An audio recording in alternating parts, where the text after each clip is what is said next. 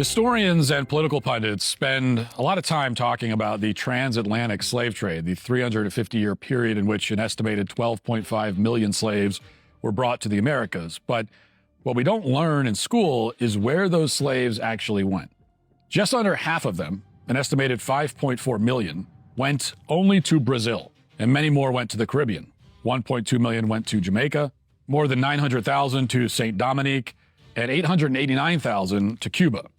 The grand total of slaves brought to the future United States was about half the number brought only to Cuba, 472,372, or 3% of the total. Now, Dahomey was not a peripheral player in the Atlantic slave trade. It was central to it. The kingdom's wealth, its military power, and its cultural splendor were built entirely on the systematic capture, sale, and export of human beings.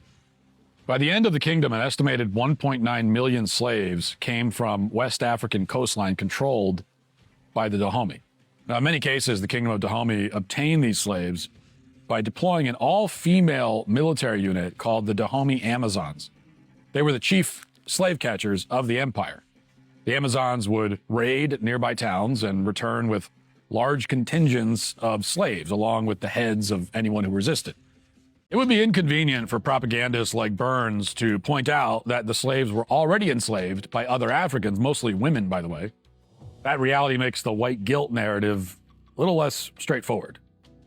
And if they did mention it, they'd also be obliged to point out another inconvenient fact, that the horrors of Dahomey ended in 1894 because French colonizers invaded the country and burned the royal palaces.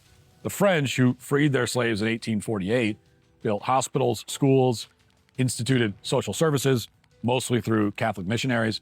In other words, they brought civilization to some of the most savage people in human history. In total, an estimated 3,000 blacks owned roughly 20,000 slaves in 1860. And in some cases, black slaveholders purchased relatives and spouses philanthropically, rescuing them from other slaveholders. But according to the black historian Carter Godwin Woodson, they often simply bought and sold slaves like white traders.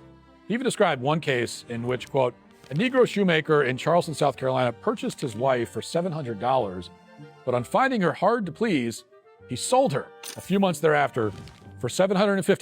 In the 1860 census, at the very height of slavery, there were 393,975 slave owners in the U.S. out of a total population of over 31 million. That translates to about 1.2% of the population. The vast majority of American whites never owned any slaves. That's a critical point when in the context of modern calls for reparations.